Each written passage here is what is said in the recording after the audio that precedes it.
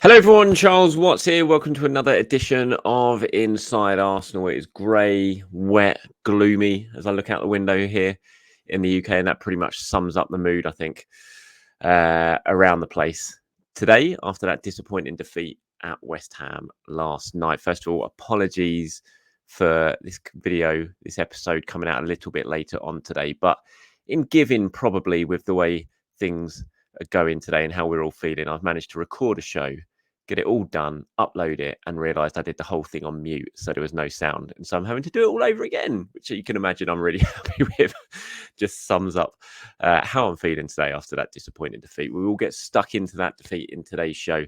I've got some questions and comments from you guys reacting to what happened last night. We'll look at what Mikel Arteta had to say and go over all the big talking points from what was a very disappointing result, and more so than that, probably a disappointing performance. You know, in the grand scheme of things, Arsenal going out the Carabao Cup is not going to be viewed as the biggest of disasters, although I will talk about this in the show, feel like this was a competition that I wanted Arsenal to progress in and to win, because the trophies are hard to come by. You can't turn your nose up at any of them. But obviously, there are bigger priorities. We know that there are bigger priorities from what Arsenal hope and are wanting to achieve this season. But it was still just a really, really disappointing way to go out. They just were not. It was just a really strange performance. So, I mean, when you look at the stats, it looks like a game that Arsenal dominated. 14 shots to West Ham's 5, 72% possession, 678 passes to 265%, nearly a 90% pass accuracy rate for Arsenal, just 76% for West Ham. But when you were watching it, it just felt a little bit different. I thought Arsenal, certainly for the first half, were the better team. I thought they were very unlucky to go in at halftime losing. I thought they created all the chances in the first half, really. Hadn't tested Fabianski enough. He made one good save from Havertz's header early on, but then the other opportunities Arsenal had, they didn't take advantage of.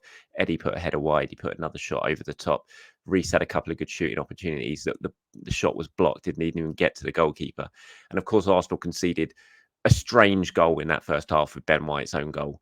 And so I thought they actually played relatively well in the first half. But what I was really surprised of was that the start of the second half, the way they played in that first sort of 20-minute period after half-time, having gone into the break behind, you were expecting a reaction in that second half, and it just never came. They were so sleepy. They almost conceded 30 seconds after kickoff when Bowen went through and Ramsdale made that save, and then the ball was kind of cleared off the line.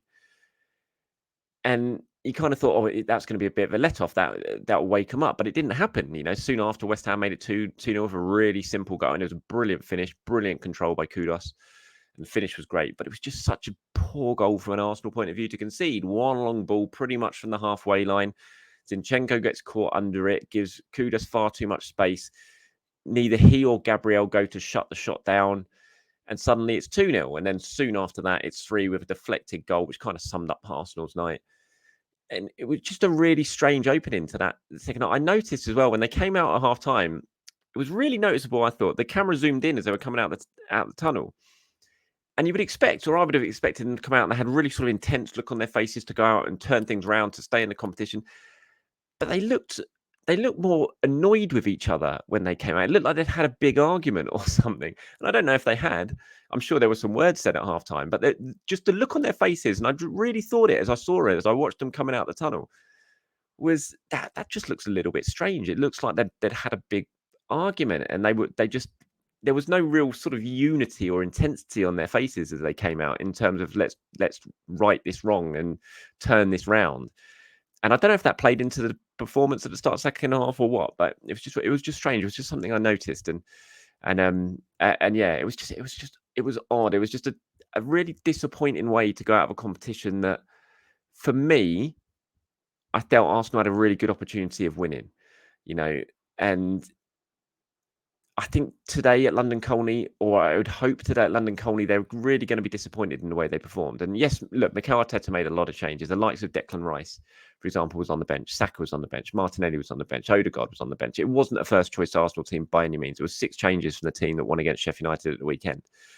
But it was still a team that had a lot of good players in it that could have performed better, but they just didn't on the day. No one really stuck their hand up and took the opportunity that were given. And that was a big disappointment. And I'm sure Mikel Arteta is going to be very, very disappointed at that as well. And I could see during the game, now where I sit in the press box at West Ham, it's a long way, everywhere's a long way away from the pitch at that stadium. It's just, it's not a good place to watch football. But I was very much paying attention to what was happening down below in the technical area and Arteta and the coaching staff. And they were so angry. You could see how animated they were in that second half. They were really not happy with what they were seeing. And I'm not surprised. And then after the game in his press conference, Mikel said, I'm very disappointed. Obviously, I'm responsible for that. We were out of the cup and we wanted to play a very different game, especially we wanted to compete in a game like this, which we discussed for 48 hours in a very different way to what we have done. He was asked about how disappointed he was with the performance. And he said, first of all, there's disappointment with myself, because obviously I wanted the team to play in a different way and we haven't managed to do that. And every time that you lose a game, the pain is there and we have to use this pain for Saturday, that's for sure. He was clearly unhappy. And I think he would have made the players pretty aware of that. The fact that he's coming out and he's taking the blame, taking the responsibility, it's something that managers do, obviously. But I saw James Nicholas Gunnerblog put out a really good tweet after the game yesterday, where he sort of compared those comments to what he said in the Amazon documentary after the Newcastle game at the end of the season, when he kind of told them all to just shut up and that he was going to go out and take the blame for them again.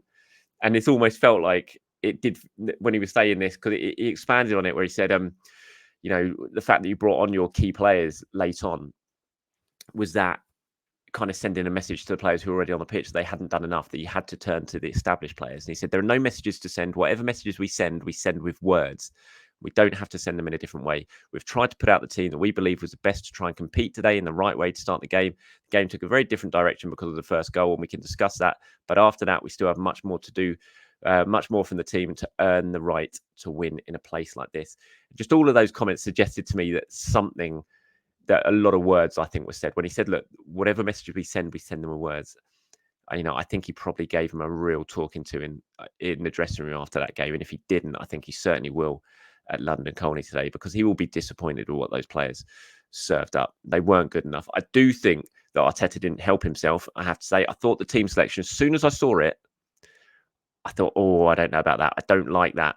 The Havertz and Vieira combination in front of Jorginho, it just looked like a worrying selection for me. Now, it obviously wasn't helped with Smith Rowe's injury, and we'll talk about Smith Rowe a little bit later on in this show.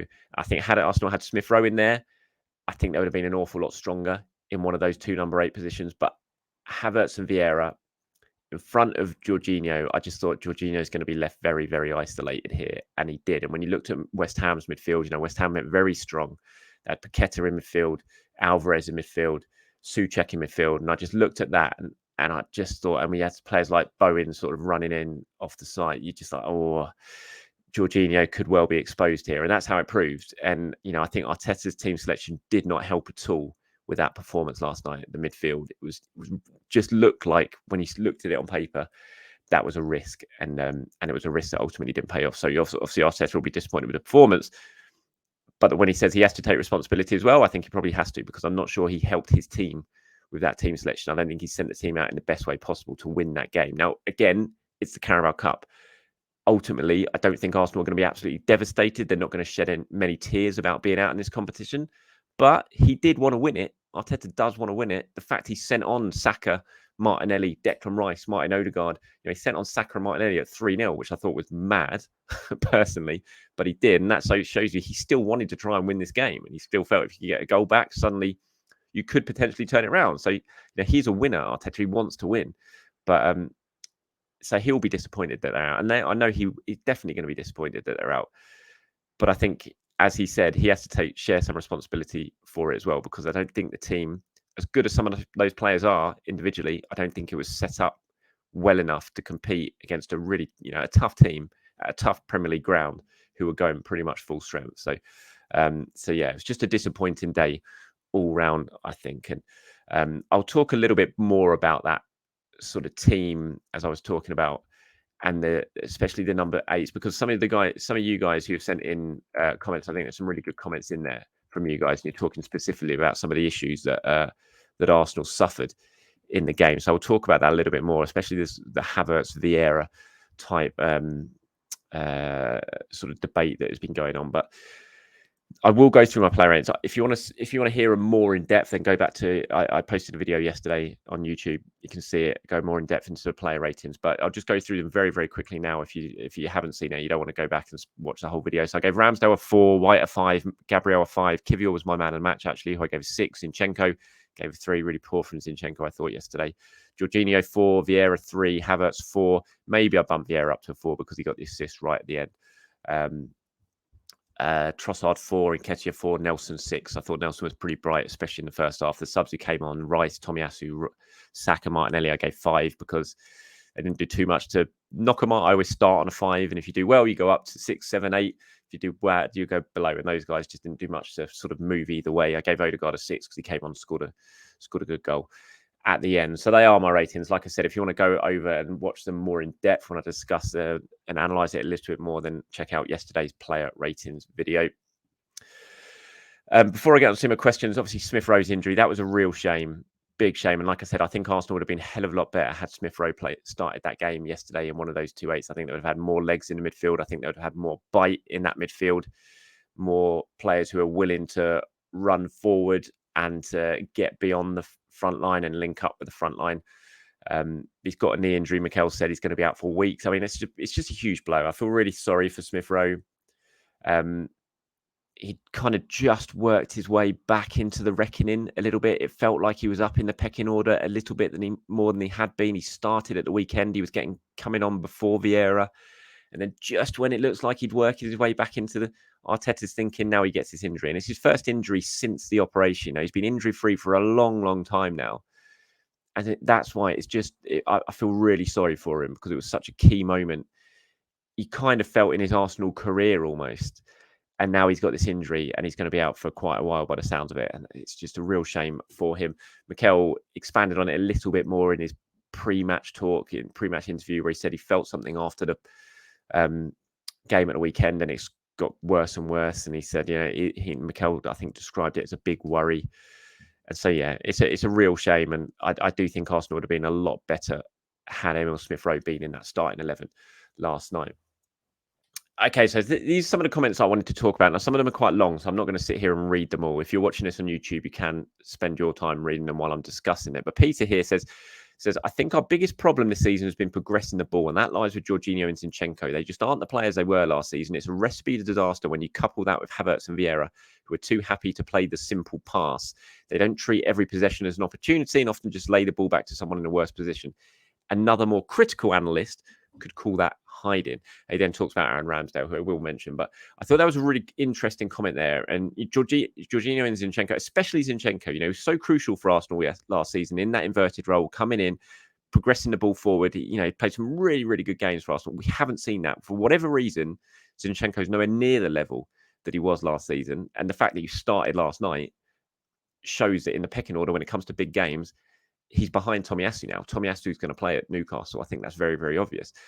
And, you wouldn't really have thought that at all possible last season. If Zinchenko's fit, he plays because he was so important for Arsenal. But he's really struggling now. I thought he struggled again last night. Defensively, we know he's not the best, but he kind of makes up for that from what he does going forward and what he offers a team in those midfield areas. He's not even doing that this season, really. And that is a bit of a worry, I have to say. So I thought that was an interesting comment from Peter. And then I'll go to this one from Toad of the Toad Hall. He says, the thing is, the problem was the 2-8s. Constantly getting shoved off the ball, bad passes, low energy off the ball. Because of Fabio and Havertz, the wingers and Nketiah can barely get involved. Rice couldn't even handle those two flops in front of him, so he shouldn't be too harsh on Jorginho. When they did get the ball to the wide guys, the fullbacks didn't push on like normal. With Fabio and Havertz falling over and lumbering around, what do? They can't whip a cross in, and Nketiah isn't going to win it, and the 8s are just goofing about. So they either run down a blind alley, which they tried, or pass it backwards, which they did. He then continues as well, talking about some stuff. But I think the Havertz and Vieira thing is a really interesting point from what went wrong for Arsenal yesterday. And I talked about it. As soon as I saw that 11, I was worried about what it was going to bring, because those two in front of Jorginho was going to leave Jorginho very, very exposed. And they did.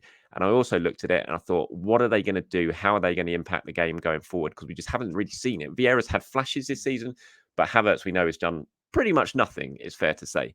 And he did pretty much nothing last night. The first 10 minutes, I actually watched it and thought, oh, this is quite encouraging. Havertz was putting himself about. He was challenging. He was biting into challenges. He had the header that was tipped over. But then that just quickly disappeared. And as the game wore on, he just faded completely out of it. And, I don't want to hammer Kai Havertz. I want this to work. But we're in November now. He's been there a while and you're just seeing nothing. And it was even watch Odegaard's goal from last night and watch Havertz's movement in that goal. It's really odd. In where Odegaard was, where he ends up shooting from, Havertz runs towards him. He basically takes himself out of the game, and he does that a lot. He seems to do that a lot. When where is it? Peter here says another more critical analyst might call that hiding, and that's where he's talking about just sort of laying the ball off really, really easily, quickly to someone who's not even in a better position. He does that a lot. And that's clearly, I think, a confidence thing because he's just not confident in what he's doing at the moment. So it's just quickly sort of get rid of the ball. But even that run for Odegaard's goal, I thought was a player who has absolutely no confidence because he's basically taken himself out of the game. He's denying himself an opportunity to score. When someone gets a ball where Odegaard has it yesterday, if you're in that sort of in and around the 6-yard box as a player, surely you peel off to the back post. You try and find the space. But Havertz runs to Odegaard, basically makes it impossible for Odegaard to pass the ball to him if he was going to, and takes himself out of the game. And it was just a really odd little moment, I thought, in it. And it just kind of sums up where Kai Havertz is for me at the moment. He's had lots of opportunities, even against Sheffield United. He did nothing wrong, particularly in that game against Sheffield United. But this is a £65 million player. This is a player who's brought in to replace such an integral part of last season's team. And we're in November and we are seeing no signs that this is going to work. And that is a big, big worry. And I hope it works. I hope somehow something clicks and we see it work. But it is a worry because I don't know. I'm not seeing any suggestion from these performances that Havertz is suddenly going to explode into this Arsenal team. And, had Granit Xhaka been here, and I know you don't want to go back to talking about Granit Xhaka because he's gone, he's moved on. But had Granit Xhaka still been at Arsenal this season, they would be a hell of a better team than they are right now. And I'm not, Arsenal are still doing very, very well. They're playing very well in the Premier League. They're where they want to be really in the Premier League, right around the top of the table. They're top of the Champions League group. So this is by no means any disaster. But they're doing all that, I think, by carrying a position in this team because no one has stepped up and replaced Granit Xhaka yet, or even got close to replacing Granit Xhaka yet. And when you look at those 2-8s yesterday and what they did and what they brought to the team, it's just very, very little. And that is a big worry for me, especially the Kai Havertz one, because Vieira, I think we know at the moment, he had a good start to the season. He's done some good stuff, but we know Vieira is a squad player. Basically, he's a player who could come on, and shows he can come on and influence games sometimes as a substitute.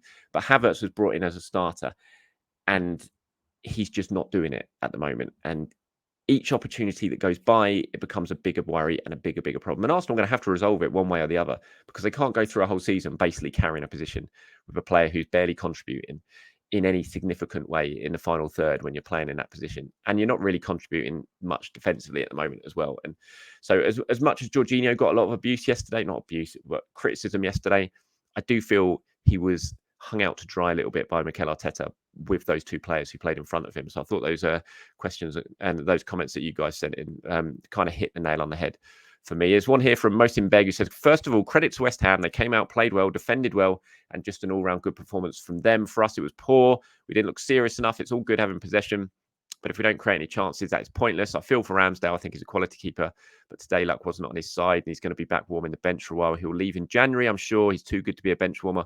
Albeit we got knocked out. It's only the League Cup. I'd rather us challenge for the EPL and UCL and put in a good performance in those games. 3 points at the Toon will keep me happy. In respect to how you've ended that, there's one here from John as well. Says, I disagree with you on the importance of the Cup. I'd rather avoid any unnecessary injuries and win the Carabao Cup.